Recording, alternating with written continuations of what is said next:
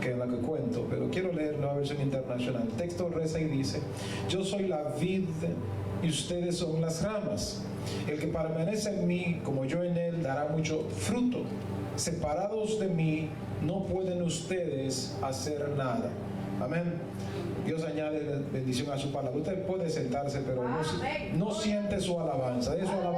Su alabanza déjela de pie. Amén. Eso no se siente y sienta la alabanza, pero no deje la alabanza de pie. Pero sí quiero que vayan conmigo y vayamos, ¿verdad?, haciendo, usted sabe, una nota así, la meditación para compartir estas notas preciosas. En una oportunidad, ojo, había dos animalitos, ¿verdad? Digo dos animalitos para darle, empequeñecer uno de ellos, pero uno de ellos es el más fuerte de los animales de la selva. Estoy hablando del elefante. E iba un ratoncito, iban los dos, pero tenían que cruzar de un lado a otro, donde había un tremendo despeñadero bien profundo por demás, y había solo un puentecito colgante que conectaba los lados de estos montes, digámoslo así, con el acantilado, el despeñadero por los lados. La idea es que cuando van cruzando el puente, imagine usted al tamaño y peso y los pasos que daba el elefante, lo obvio y propio es que el puente se mueva. Y van cruzando tanto el elefante, el ratoncito. Cuando llegan hasta el otro lado, el ratoncito mira al elefante y le dice: ¿te diste cuenta de algo? Dice el elefante: ¿de qué? Oh, que el puente temblaba cuando cruzábamos. No sé si toma usted la nota. El elefante podría cruzar y hasta derribar el puente, no así el ratoncito. Sin embargo, el ratoncito es el que se detiene a decirle al gigante: oye, el puente temblaba mientras cruzábamos. Moralejas, diría Mario Moreno Cantinflas. Para nuestro tema del día de hoy, recurso inagotable. ¿Escucha el tema? Recurso inagotable. Cuando pienso en recursos, son los distintos medios o ayuda que se utilizan para conseguir un fin o satisfacer una necesidad. Así, en forma sencilla. Ahora, existen diferentes tipos de recursos. Están los recursos económicos, aquellos necesarios para proveer y suplir nuestras necesidades cotidianas. Simple, ¿verdad? No hay que hablar más de ahí. Suplir nuestras diferentes necesidades cotidianas, no importa estas cuáles fueran, si alimentarias, si de salud, si de vivienda, si de vestimenta, hay que tomar recursos económicos para poderlas suplir. Pero existen los que son los recursos intelectuales. A esto nos estamos refiriendo al área de la cognición, ¿verdad? La adquisición de conocimientos que van a elevar nuestra parte cognitiva, conocimiento que a su vez nos va a facilitar nuestra existencia en esta tierra. Conocimientos que al mismo tiempo nos permitirán crecer como seres humanos. De aquí que exista tanto enanos intelectuales en este tiempo. Y como dijo alguien por ahí, no existe un peor analfabeta que aquel que sabiendo leer no lo hace. Tómese un tiempo y dijéralo con calma. Aquel que sabiendo leer decide no hacerlo es peor analfabeta que aquel que no sabe de letra. Hay mucha gente que no les gusta leer. Existen los recursos naturales, que aquí estos son indispensables para nuestra subsistencia aquí en la tierra y que desafortunadamente están extinguiéndose en toda la geografía mundial. De aquí miramos, ¿verdad?, como aquí en Estados Unidos se está trabajando en la parte de la Florida el rescate de los corales, ya que estos, ¿verdad?, están siendo destruidos, están siendo mal utilizados. Hay también unas estrellas de mar depredadoras de los corales que son prácticamente el equilibrio que necesita la naturaleza para poder sostener la vida marina, lo que significa que muchas especies van muriendo por ello. Ni hablar de lo que son la parte de las plantas, ¿verdad?, el suelo cultivable. De Dios, que estableció normas claras y específicas en el orden de lo que son los recursos naturales, establecía que el hombre podía poner a producir la tierra durante 6 años, pero que en el 7º año habría que dejarla descansar completamente un año. En este tiempo la tierra se le inyectan cosas para que siga dando y dando y dando y dando. De aquí entonces se va cumpliendo lo que dice el texto sagrado, que la tierra nos negaría el fruto. El pecado del hombre, esta avaricia que crece constantemente, pues imagine usted dónde llegamos nosotros hoy día. De hecho, usted ve que los alimentos para que puedan producir, no solo hemos recurrido a la parte de lo que es la ciencia, lo cual en parte no está malo, lo que es la clonación de los artículos de primera necesidad, ya que existe la clonación natural, que es, ¿verdad?, de esta polinización, ¿verdad?, a través de los granos de polen que vuela de una flor a otra, se inquistan en la antera, caen por el pistilo y allí se forma el fruto. O de pronto las abejas, estos que van de flor en flor, pues van llevando granos de una flor a otra y así nacen esos frutos. Parte de lo que la palabra de Dios establece. Sin embargo, se han estado inyectando la tierra, se ha estado explotando esos recursos de forma indiscriminada y este es el resultado que vamos teniendo. Sin embargo, se están agotando los recursos naturales hoy día. Una de las grandes problemáticas, de acuerdo a la Agenda 2030, es tratar de ver cómo se puede controlar lo que es la población. Controlando la población para poder garantizar alimentos para los que queden.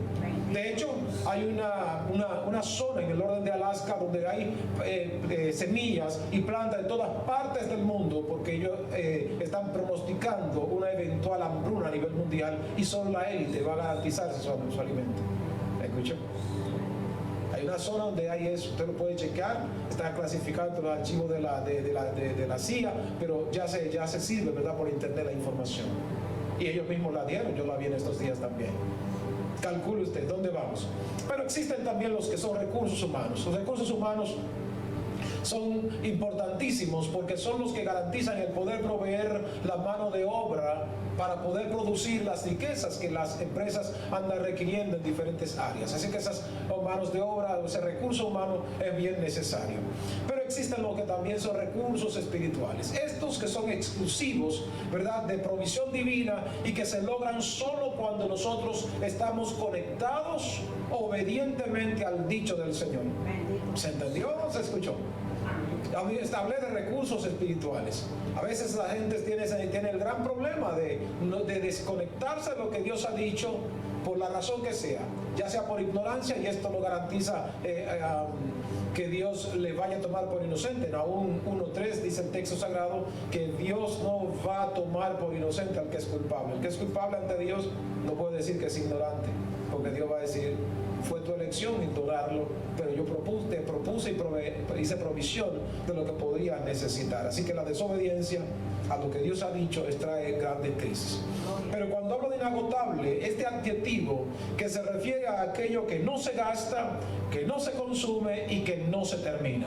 Aleluya. ¿Se escuchó? Entonces nuestro tema del día de hoy es recurso inagotable.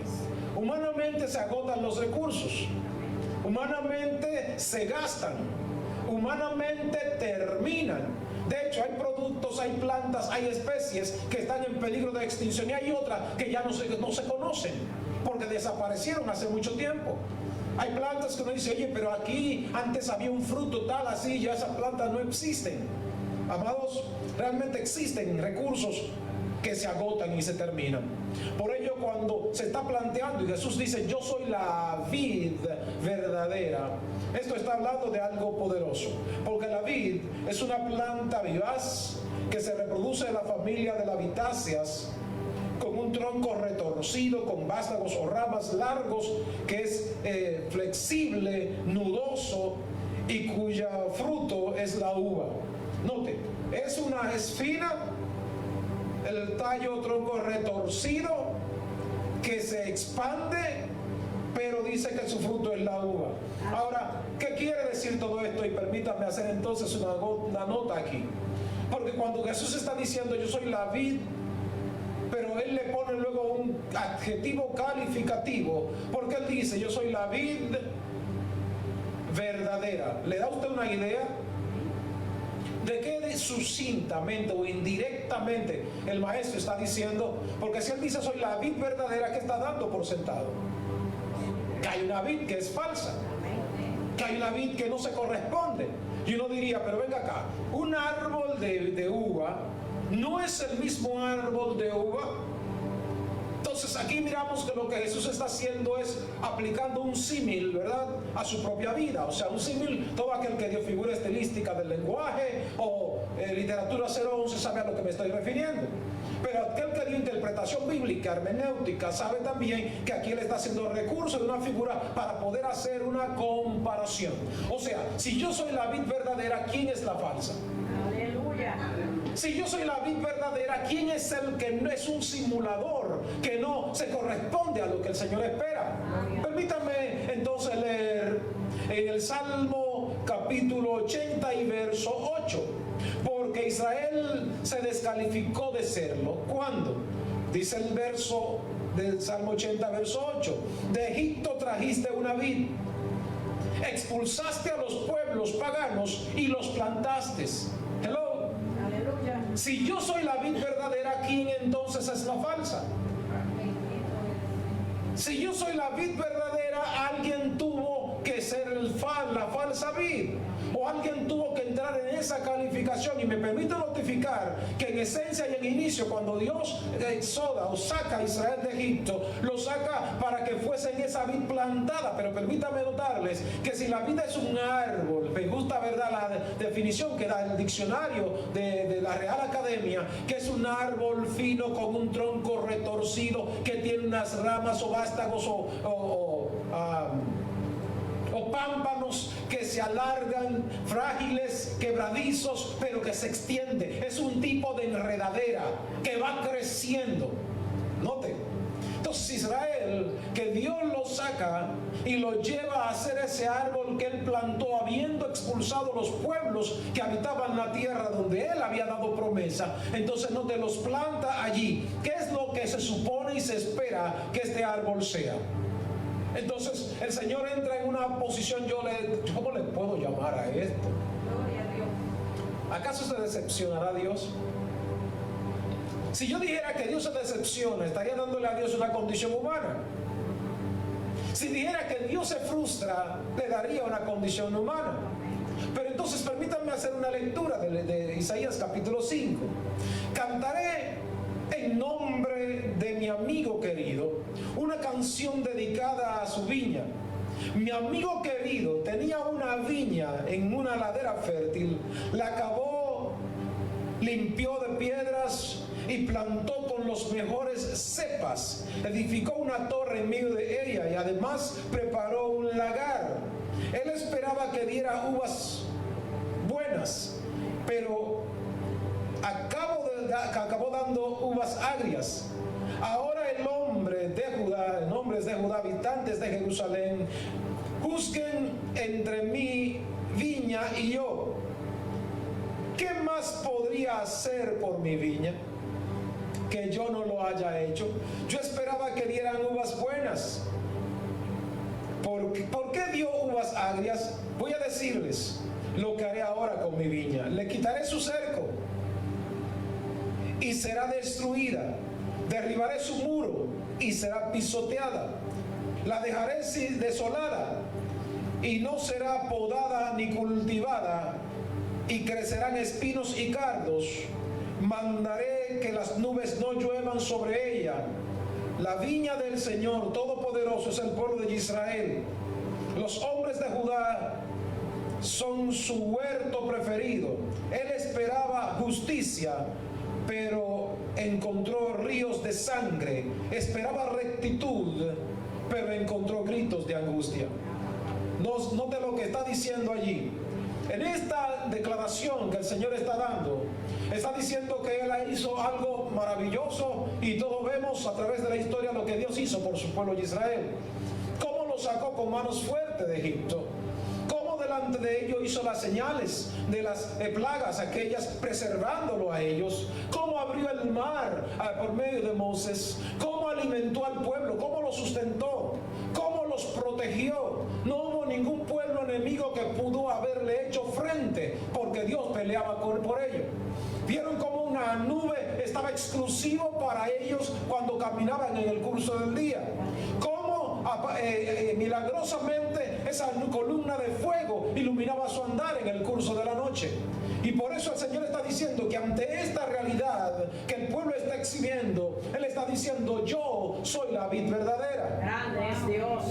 Porque ellos se descalificaron y fueron falsos.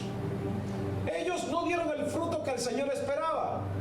No se obtuvo de ellos el resultado por el que se trabajó. Porque limpiarla de piedras, quitar todo aquello que pudiera ser obstáculo para que sus raíces, la verdad, pudieran asentarse en la tierra hasta alcanzar las aguas subterráneas y sostenerse. Que las lluvias del cielo iban a estar destinadas para estilar las aguas que pudiera mantenerlas. Sin embargo, el texto está diciendo que estos fueron rebeldes a Dios y por eso no dieron el fruto deseado. El Señor le puso un lagar, cavó un lagar, y usted y yo sabemos que el lagar no es solo más que aquel lugar de orden específico donde puede tener agua garantizada tipo manantial, pero también es aquel lugar donde después de la vendimia se depositan las uvas para poder producir el vino. Amén. Pero dice, puso también una torre. ¿Y esto por qué? Porque en la torre es donde el vigía se coloca para poder observar cuando las zorras quieren venir a hacer madriguera, y para poder hacer madriguera comen las raíces de los viñedos, y usted lo ve bonito por arriba, pero dele unos cuantos días, se empiezan a palatrar, a secar, porque no tienen raíces por donde alimentarse. Por eso en el Cantar de los Cantares, capítulo 2 y 6, usted lee que Salomón está diciendo ayer a su vida: cansadnos las zorras pequeñas que echan a perder nuestras viñas, y nuestras viñas están en flor. Hello, las zorras pequeñas. O sea, alguien puede ser una viña para el Señor, y de repente, ¿qué zorra ha permitido que entre a su orden de intimidad? ¿Qué zorra está permitiendo que penetre y que empiece a socavar y a comer aquello por donde te puedes alimentar de lo bueno, de la buena agua subterránea, del agua fresca? Y obviamente, si tomamos esto sacándolo de lo que es la parte analógica, o manteniéndolo en la parte analógica y sabiendo que las aguas subterráneas es la palabra de Dios. Grande es Dios. Como dijo el Señor, Juan capítulo 7, verso 37. El que tiene sed, venga a mí, beba, y como dice la escritura, de su interior correrán ríos de aguas vivas. A notar del texto sagrado está diciendo algo muy maravilloso. Habacuc capítulo 2, verso 14, está diciendo que la tierra será llena del conocimiento de Dios, así como las aguas cubren la mar. O sea, la palabra de Dios sí es el agua aquella que va a garantizar la vida de alguien en particular. Hay un solo problema aquí. Es que la palabra de Dios no es quizás lo que yo lea acá en las escrituras. Usted dirá: pastor, ¿cómo así? ¿A qué usted se quiere referir? Me estoy queriendo referir a esa palabra de Dios que se va a servir en la vida de alguien. Gloria a Dios. Perdón, ¿alguien me escuchó? Aleluya. Porque de repente alguien puede leer la Biblia. De hecho, los satánicos la leen. No solo leen su Biblia satánica, ¿verdad? Escrita por Anton LaVey hace unos años. Yo la tengo. Tengo la Biblia esta de Anton LaVey para poder escudriñarlo todo y retener lo bueno. No la recomiendo si usted tiene dudas con referente a su conocimiento. O sea, la nota, a lo que estoy queriendo apuntar es la necesidad de nosotros poder entender dónde Dios nos quiere colocar. Bendito Dios. Es la palabra de Dios allí, como dice el Señor a través de Juan en el capítulo 1 de Apocalipsis, en el verso 3: bienaventurados los que oyen, los que obedecen y los que guardan, ¿verdad? Los que oyen, los que leen, los que oyen y los que obedecen la palabra y la profecía de este libro. O sea, la palabra de Dios está diciendo lo que se supone debe ser. Ahora, notemos un poquito más adentro de esto.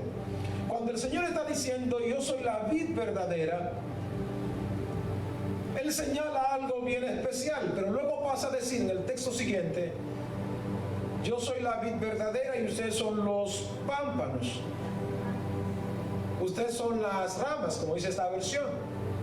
Si recordamos, si la palabra pámpano dice en el texto hebreo es soco. ¿Qué dije? Soco. Primero de Samuel capítulo 17, verso 1. Y los filisteos reunieron su ejército y acamparon en Soco, que es de Judá, en Efes Damim. Entonces note, si Soco representa la vida del creyente, ¿dónde se está levantando el enemigo? Dicho esto muchas veces y repito una vez más, el problema de un creyente no es el diablo, el problema del creyente es el mismo creyente. Así es. Porque si el problema de un creyente fuera el diablo, entonces el diablo tendría, ¿verdad?, cómo vaciarse, declarar victoria y esto. Sin embargo, el problema de un creyente es el creyente. De hecho, usted nota que el Señor no le quita responsabilidad a la gente. Y Pablo tampoco se la quitó a sí mismo y se la entregó a Satanás. Él dijo, yo soy el responsable. Romanos 7:15, porque lo que hago no lo entiendo, pues no hago lo que quiero, sino lo que aborrezco esto a mí. Si hago lo que no quiero, apruebo que el pecado está en mí. Así que no soy yo que hace aquello, sino el pecado que mora en mí. O sea, no es el diablo, soy yo el problema. Aleluya. Entonces, cuando ciertamente estamos viendo el gran detalle y el Señor está diciendo, yo soy esa vid verdadera, porque yo no he echado de lado, yo no he desobedecido lo que Dios ha dicho, yo he mantenido mi vida de acuerdo a lo que Él establece. De hecho, el texto sagrado, como dice Salmo 40, versos 7 y 8, y aquí yo vengo en el rollo del libro que está escrito de mí.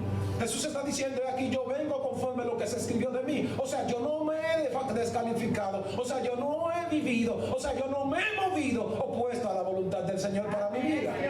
Yo soy la vid verdadera.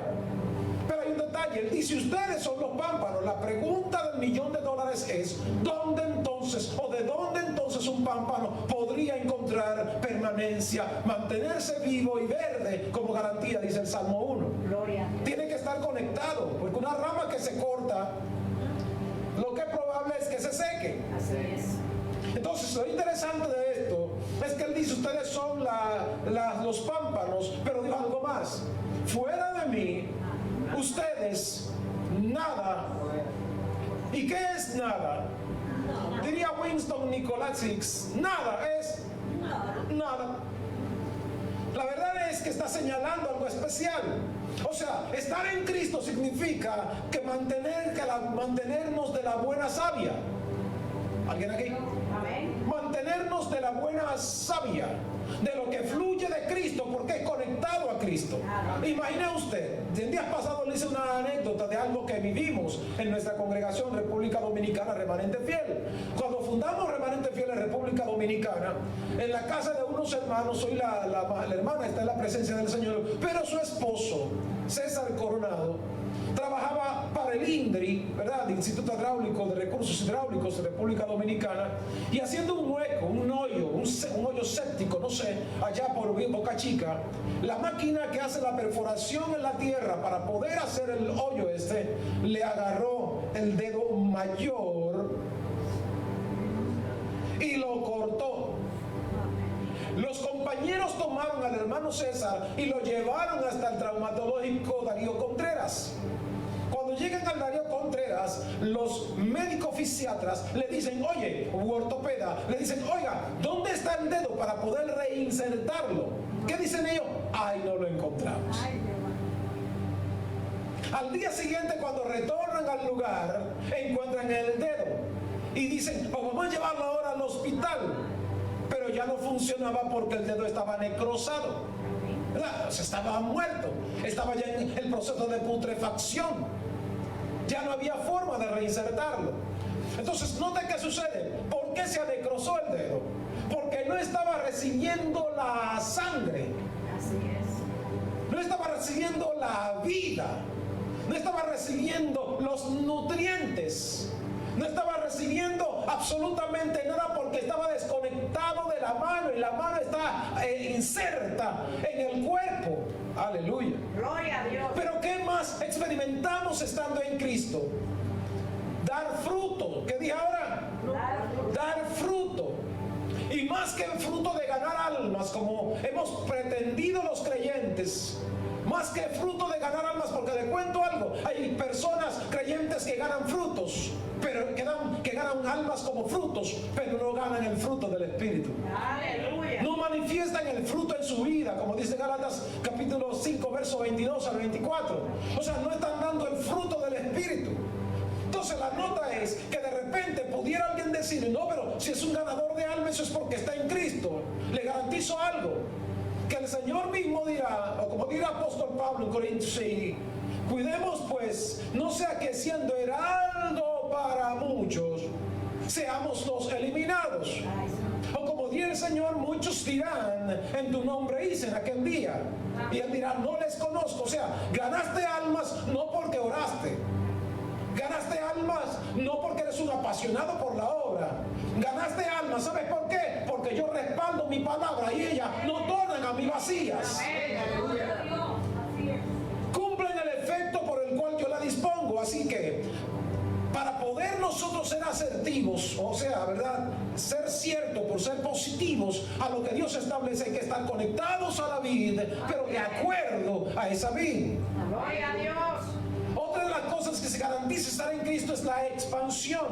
Porque note, la pastora Miguelina que predicó aquí hace unas semanas, esta pastora en el centro de ancianos que tiene geriátricos, ahí en el Sánchez Isabelita, calle 12, no recuerdo ahora la otra calle con la intersección, pero bueno, está yendo, eso es irrelevante. Ella tiene en el espacio allí, tiene viñedo, tiene un árbol que yo me sorprendí y vi que un hermano suyo ya había puesto un tendedero, y en el tendedero ese árbol de uva se fue creciendo y se fue expandiendo. Comenzó como algo pequeño y ya estaba prácticamente llenando todo el espacio. Gloria a Dios.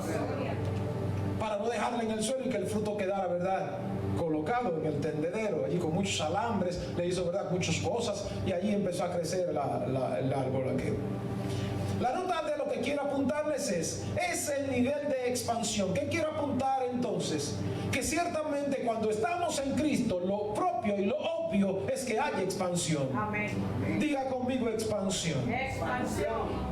Entonces hay que considerar que lo antítesis o lo opuesto a la expansión es básicamente la estrechez.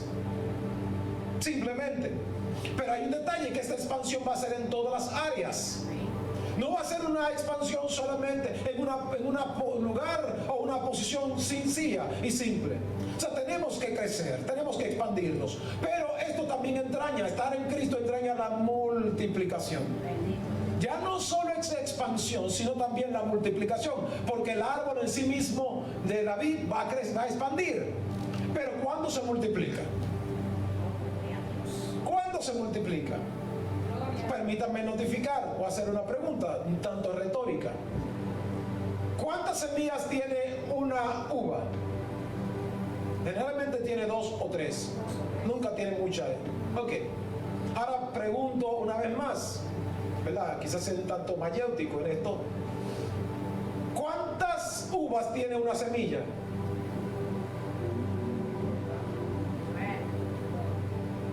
Una uva puede tener 3 semillas, pero ¿cuántas uvas tiene una semilla?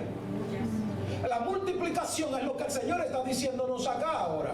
Conectado a Él, no solo vamos a ser expandidos, sino que también seremos multiplicados. ¡Aleluya! Y esta multiplicación es una multiplicación no de adición, ¿verdad?, o de sumar. Es una multiplicación exponencial. Gloria a Dios. Gloria a Dios. Aleluya, y es donde Dios nos quiere llevar. Y si se entiende multiplicación exponencial, es multiplicar sobre el exponente. 2 por 2, 4. 4 por 4, 16. y 16 por esa es la multiplicación exponencial. Dios está diciendo, ahí es donde los quiero llevar a ustedes. Porque de momento hemos estado un poquito escasos, un poquito, ¿verdad?, medio retrotraídos, un poquito medio calmado, pero el Señor está diciéndonos algo especial allí. Entonces, estar conectado al recurso inagotable tiene, ¿verdad?, unas condiciones que el apóstol Pablo lo expresó. Filipenses 4:13. Algunas cosas yo puedo en Cristo porque Él me fortalece. Aleluya. A todas. A todo. Ok. Me encanta, ¿verdad?, porque quiero ver si están activos. Él está diciendo todo. Aleluya. O sea, que hay cosas en mi vida que de repente yo no la veo proyectadas en lo que Dios espera de mi vida. ¿Por qué?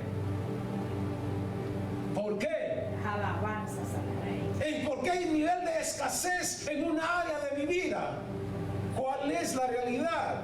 Aquí el asunto no es proyectar hacia afuera, sino hacer hacia adentro. ¿Por qué yo no puedo alcanzar aquello? ¿O por qué yo no puedo crecer en aquello? ¿O por qué yo no puedo lograr aquello? El problema no está afuera, el problema está adentro. El problema lo tengo yo, el problema lo tiene usted. Gloria a Dios. Amén. Entonces, ahora, ¿qué es lo que podemos conectado al Señor? El ratón decía, ¿te diste cuenta? Que mientras cruzábamos el puente, temblaba. O sea, como el elefante es tan todopoderoso y el ratoncito tan chiquitito y hasta aparentemente insignificante, y no te quedes ratón, no estoy hablando de rata, ratón es el pequeñito, rata es la grandota. Entonces está diciendo que este pequeñito que no va a hacer que el puente ni siquiera se sienta, puede decir, el puente puede temblar porque cruzamos por el puente. Aleluya. Ahora, cuando estamos atravesando circunstancias difíciles, ojo, es ese puente. Pero ¿cuál es la diferencia? Que lo crucemos nosotros cual ratoncitos o que lo crucemos nosotros acompañado del gigante Amén. y todopoderoso Amén. Maestro Amén. Jesús de Nazaret. Amén. Gloria a Dios. Cuando dice todo lo puedo, podemos experimentar sanidad a cualquier quebranto. Así es. Note, y es importante que nosotros miremos esto. Yo voy a ahondar en este capítulo de Juan, de esta parábola en otro día. No hoy solo quiero tocar esto. Dice acá, también cuando estamos en Cristo podemos enfrentar lo que sea y mantener la calma. Gloria a Dios. ¿Se escuchó y se entendió? Amén. Mantener la calma. Porque de momento cuando no estamos conectados a la vid, queremos tomar acción por nuestros propios medios. Queremos tomar decisiones desconectados de la perfecta voluntad del Rey eterno para nuestras vidas. Estar desconectado del Señor tiene un gran problema. Ahora note más. 4. Estando conectado al Señor experimentamos descanso, aunque pase lo que pase. Así es. Óigame, Amén. vendrán situaciones en nuestras vidas como los discípulos en medio del mar embravecido. Pero si el maestro está en la barca, alguien tiene que descansar. Aleluya. Gloria a Dios. He dicho en otras oportunidades que cuando el maestro abordó la barca, llevó consigo un cojín, una almohada, como usted lo prefiera, un cabezal, para el caso de lo mismo. ¿Para qué? Para dormir en la barca. Y en la barca de la que la Biblia habla tiene capacidad para 20 personas y ellos apenas eran 13. Si vieron que el maestro tomó el cabezal, el cojín, ¿qué debieron haber hecho ellos? Coger el suyo cada quien. Aleluya. Aleluya. El Señor a veces está dormido en nuestras familias y matrimonios y nosotros en lugar de acostarnos a dormir con Él, sabiendo que si Él está allí, todo estará tranquilo. Amén. Gloria. Queremos estar agonizando con cosas que no tenemos capacidad para resolverlas. Así. Queremos estar queriendo braviar al lugar de estar descansados. Así. Pero si estamos en Él, hermano, tranquilo, Gloria a que Dios. aunque el mundo se convulsione, usted y yo estaremos tranquilos, como el Señor le dijo a Moisés, Éxodo 33, mi presencia irá contigo y te dará descanso. Vive el Rey.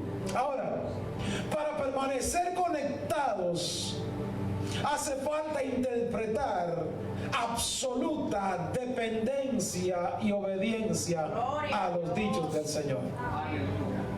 Voy a leer lo que Él dice en el verso 10 y 11, Juan 15. Si obedecen mis mandamientos, hello. Si obedecen mis mandamientos, pero hay algo más, permanecerán en mi amor. Oiga la garantía, déme aplicar la tercera ley de Newton. Aquí está la causa: permanecer en sus mandamientos, ¿verdad? Si obedecer los mandamientos. El efecto de esa causa es: permanecerán en mi amor. Pero la gente quiere permanecer en el amor del Señor, pero sin obedecer.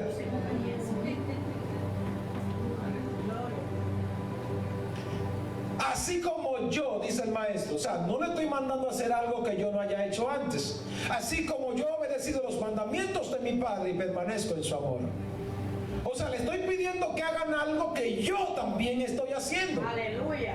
Le estoy pidiendo que hagan algo que es la garantía de todo lo que viene como resultado y consecuencia. Ahora nota el verso 11, que es el efecto del verso anterior.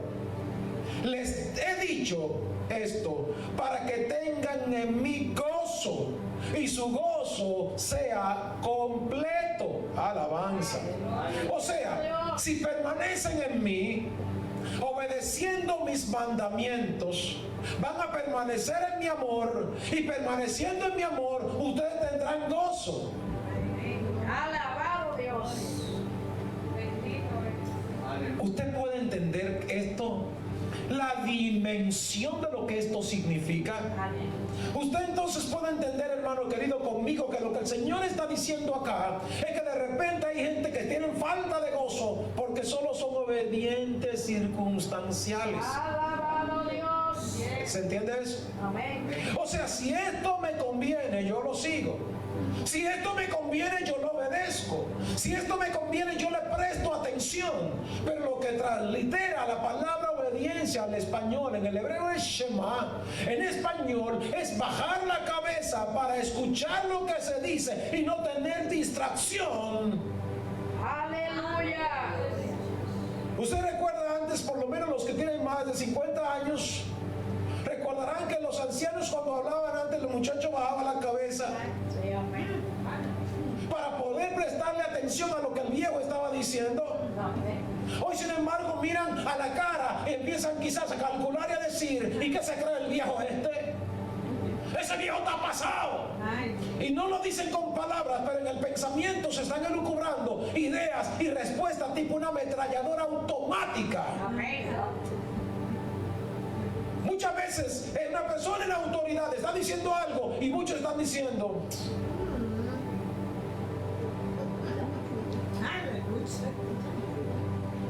Alaba. Vive. muchos emplean la obediencia circunstancial dependiendo de sus intereses más que vivir en sujeción a lo que dice la palabra de Dios. Permítame recordar Proverbios 3, 5 y 6. Fíate de Jehová de todo tu corazón y no te apoyes en tu propia prudencia. Reconócelo en todos tus caminos y Él enderezará tus veredas. Entonces, la palabra de Dios está diciendo, no es en un camino. Y cuando se habla camino, habla de pensamiento. Cuando habla de camino, habla de decisiones. Entonces, de repente yo quiero considerar lo que Dios dice dependiendo de cómo me va a bendecir, o dependiendo de cómo yo me sienta, de cómo mis emociones se sientan. Sin embargo, no es lo que el Señor está diciendo. Está diciendo a través de Salomón: en todos, en todas las decisiones, en todos los caminos, en todos los pensamientos que tenga, debe depender del Señor. Gloria. Número 2.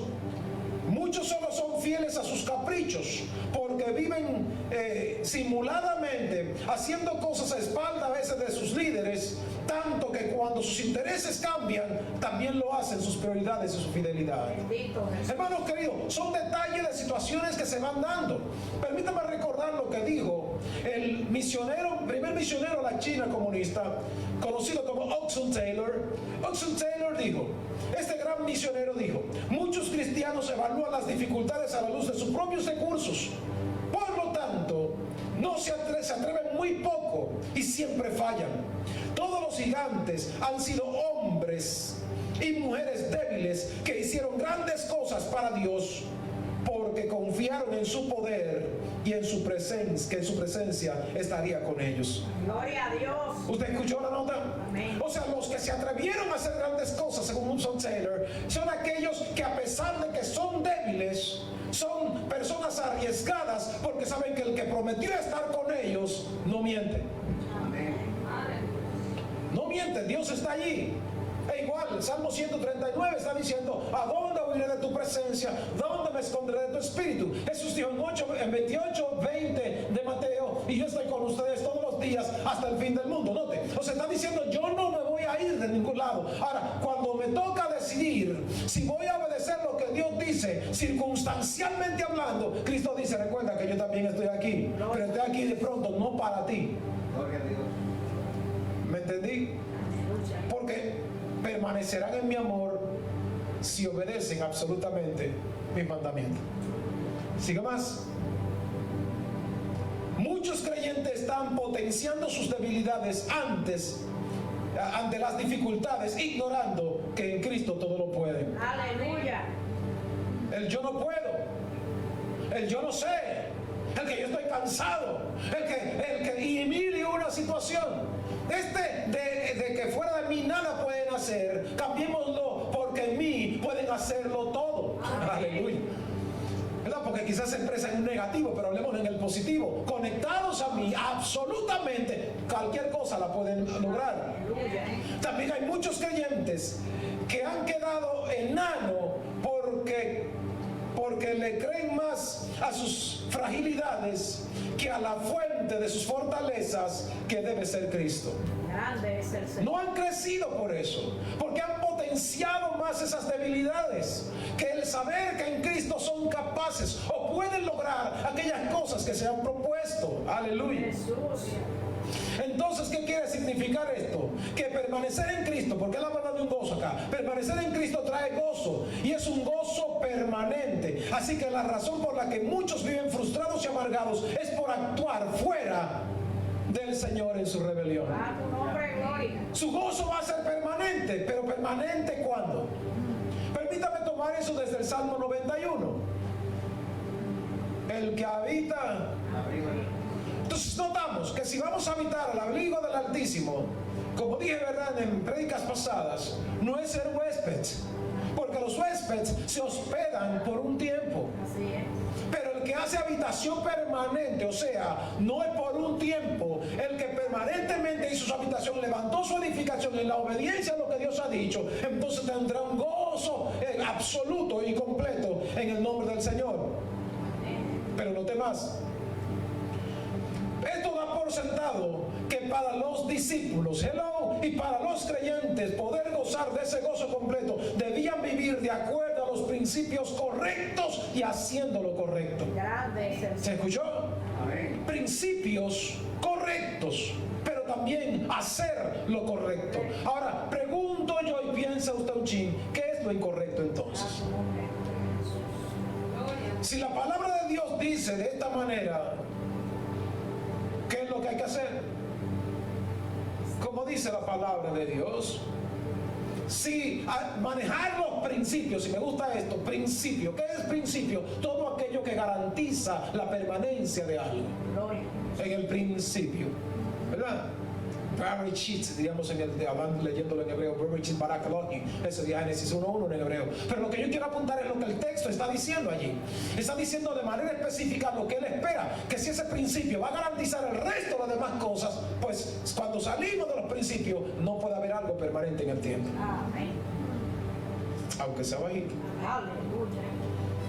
Principios correctos y hacer lo que es correcto. ¿Cuándo hay que hacer lo que es correcto? Siempre. Siempre. A mi papá no está allí, ¿qué importa? Hay que hacer lo correcto. El jefe no está ahí, hay que hacer lo correcto. Amén. El policía no está ahí, hay que hacer lo correcto. Así es. El pastor o los pastores no están ahí, hay que hacer lo correcto. Amén. El esposa no está ahí, el esposo no está ahí, hay que hacer lo correcto. Sí, amén.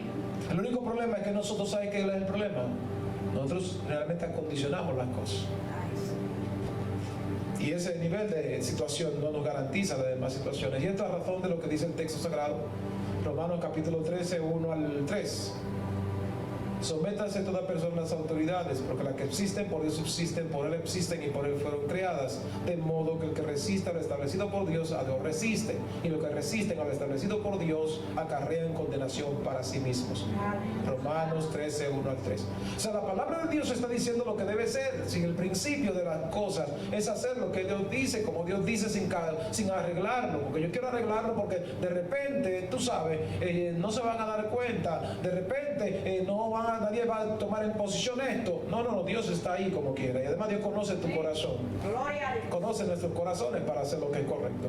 Ahora, dime tú, ¿con qué recurso cuentas? ¿Con cuál recurso? Porque de pronto hay gente que está contando. ¿Te acuerdan antes? Déjame, ¿verdad?, una revelación fresca. ¿Se acuerdan los viejos por allá, 60, 70 años atrás? Que tenían, ¿verdad?, un primo sargento. Porque tenían un primo sargento, esa gente daban galletas, pescosada a los demás porque tengo un primo sargento de la era de Trujillo. Ay, hermano, si se presentaba cualquier situación, no, yo tengo un primo sargento. Si era de la época de Balaguer, no era la diferencia, porque eso, ¿verdad?, transmutó de Trujillo a Balaguer. Y todo aquel, ¿verdad?, que por lo menos tuviese una tarjetita de un amigo, de otro amigo que era militar, ya bastaba y sobraba. Para ese de hablar duro, porque tiene un amigo que es militar. Gloria a Dios. ¿Con quién cuentas? ¿Con quiénes contamos nosotros? Cristo está diciendo, el recurso inagotable soy yo. Amén. Porque los recursos humanos se agotan, se terminan, se gastan, pero el mío no se va a gastar. Así que tus fuerzas, la fuente del recurso, dice Cristo, es permanecer en mí. Aleluya. Permanecer en mí no por una temporada, permanecer en mí siempre, a cada momento, bajo cualquier circunstancia. Óyeme, llevar allí toda tu vida a esa dependencia absoluta de Dios. A veces muchos cuentan con sus ventajas. Permítanme decir lo que he dicho por años. Las ventajas no son bendiciones. Voy a repetirlo. Las ventajas no son bendiciones. Las ventajas son los atajos que yo tomo, que usted toma, para lograr lo que nosotros queremos, sin importar cuánto tengamos, a quién tengamos que pasar por encima. Pero lo que lee en Proverbios 10, 20, que la bendición de Dios es la que enriquece y que no añade tristeza con ella. Amén. Sin embargo, el que agarra sus ventajas, ¿usted cree que va a estar garantizada? No. Pregúntenselo a Abraham. Pregúntenselo. Dios le dijo que le iba a dar un hijo, pero él se puso de acuerdo con su mujer. Y cualquiera diría, donde dos o tres se ponen de acuerdo, perdón, ¿bajo qué circunstancias te va a poner de acuerdo? Ananías y Zafira se pusieron de acuerdo también. Dígame usted, Adán y Eva se pusieron de acuerdo y comieron del fruto. Entonces hay muchos puestos de acuerdo, pero no de acuerdo a lo que Dios dice, sino de acuerdo a sus ventajas humanas. Y esa ventaja de Abraham y su esposa Sara, al día de hoy sigue todavía teniendo efectos negativos. Judíos y palestinos matándose entre sí por dar una ayudita a Dios. Aleluya. El recurso inagotable va a ser garantizable para aquel que puede someterse obedientemente a Dios y que, como dijo el patriarca Job, aunque él me mate, en él yo esperaré. No es ventaja, es obediencia. No es ventaja, es dependencia de la voluntad de Dios absolutamente. Aleluya. Aleluya. Aleluya. Muchos cuentan experimentando, para poder experimentar el gozo completo, hay que vivir fuera de los traumas y de esas debilidades, descansar en lo que Dios ha dicho. El ratón podía decir con toda verdad que el puente temblaba cuando cruzábamos. La crisis, la dificultad, el conflicto, la carencia podrá temblar porque sabe que tú no vas solo, tú no vas sola. Dios va contigo, Dios va cruzando el puente contigo, Dios está dando un paso contigo. Y siendo el recurso inagotable, hay un solo detalle: aunque el puente se caiga, usted va a llegar al otro lado, porque el que va con usted es el Dios todopoderoso. Gracias a Dios. Hermanos queridos, fuera de mí hacer. Pero hay otro caso interesante. Es que cuando estamos conectados al Maestro, como Él lo ha dicho, se van a experimentar niveles de situación. Ahora, ¿cuál va a ser nuestra manifestación en ello? Porque dice el texto siguiente, cuando usted lee por allá del verso 9, está señalando: todo pámpano que lleva fruto en mí, que va a ser limpiado, podado, acondicionado, para que lleve más frutos. Pero ven acá, pero si yo estoy dando fruto y la gente me ve que yo estoy caminando de acuerdo a lo que Dios establece, ¿por qué me pasa esto? Mi amor, porque tiene que dar más fruto. Yo antes me encantaba sembrar. Y sembraba, me ayudaba a mi mamá a sembrar los árboles. Igual, mi esposa le encanta la siembra. Le encanta, verte la ve. Ella es adicta a esa parte, le encanta mucho. Que quita una ramita seca, que acondiciona, que hace aquello. Elvira también tiene ese don. Entonces, anotar. Pero cuando ese árbol precioso se está secando la rama, lo que usted observa es que ya van quitando las ramitas secas. Esto, ¿verdad? Para que se pueda ver saludable la planta. Y vienen y la acondicionan y hacen todo lo que tengan que hacer. Pues ciertamente cuando el Maestro está diciendo: yo soy esa vid verdadera, o sea, ya como en mí no hay de falsedad como hubo en el pueblo, ni en los líderes también hay esa falsedad, que en mí no es el problema, yo soy esa vid que se necesita. Pero ustedes necesitan estar conectados a mí, pero ¿saben cómo? Con mi misma calidad y categoría. ¿Alguien me siguió eso? Si yo soy verdadero, no puede estar conectado conmigo lo falso. No puede estar conectado conmigo lo simulado. No puede estar conectado conmigo aquello que no es genuino, que no es auténtico. Tiene que estar de acuerdo a la misma naturaleza, porque lo que va a fluir en él es lo que salga de mí. La buena savia que sale de mí tiene que fluir en él. Yo soy verdad, usted no puede ser falso. ¡Ay, gloria! Si yo soy verdad, usted tiene que ser verdad también. Entonces, fuera de mí hay mucha falsedad. ¡Ay, gloria! Fuera de mí hay muchos simuladores. Fuera de mí hay mucha hipocresía. Es lo que le está diciendo. Entonces el creyente quiere alcanzar vivir, ¿verdad? Y alcanzar proyectos en la vida, pero no es sincero. No muchos, perdón, estoy hablando de creyentes. Y creyentes hay buenos y hay malos, hay verdaderos y hay falsos creyentes. Y Pablo dice hasta falsos hermanos. A la nota, él está diciendo Cristo, está diciendo: yo soy la vid verdadera, y si ustedes son las ramas que están conectadas a mí, tienen que ser como yo. ¿O usted ha visto que aullaba para calabazas? Se entiende que si él es la vid verdadera, los pámpanos tienen que ser verdaderos. El fruto tiene que ser verdadero. Porque la uva no puede ser otra cosa, tiene que ser uva. Pero ¿qué uva? ¿Qué fruto? Porque el asunto está que hay un fruto positivo, pero puede haber fruto negativo. Ya miramos Isaías capítulo 5, ¿verdad? Que habiendo hecho todo lo que se hizo por la viña, eran uvas agrias. Y dice el Señor: ¿qué le puedo hacer? No, eso no sirve. Vamos a dejarlo que crezca silvestre, que vengan los animales y erosionen el suelo, ¿verdad? Que lo pisoteen para erosionarlo, secarlo, que verdad, que ya no sirva para ser sembrado. Vamos a soltarlo para que ese eso. ¿Queremos nosotros que Dios haga eso con nuestras vidas? No. ¿Estaremos nosotros en la disponibilidad de dejar que el Señor se aparte de nuestras vidas, nos quite la torre? Hello. No.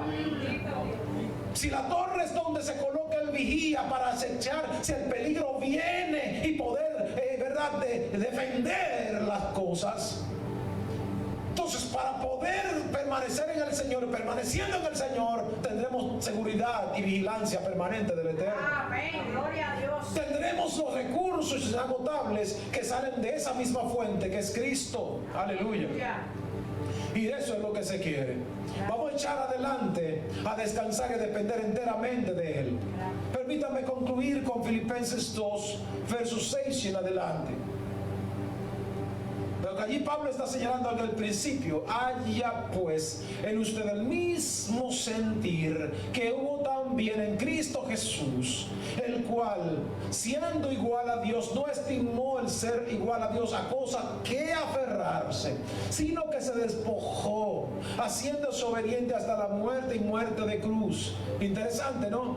Hay en nosotros el mismo sentir, hay en nosotros la misma motivación, hay en nosotros el mismo deseo, hay en nosotros la misma intención, hay en nosotros la misma actitud, está diciendo Pablo. Sin embargo, hay un sentir en nuestra vida muchas veces, es de querer camuflar, es de querer no proyectar lo que Dios espera en nuestras vidas, y esto no nos trae niveles de garantías. Que el Señor nos ayude. Pónganse ustedes de pie, madre, hasta aquí.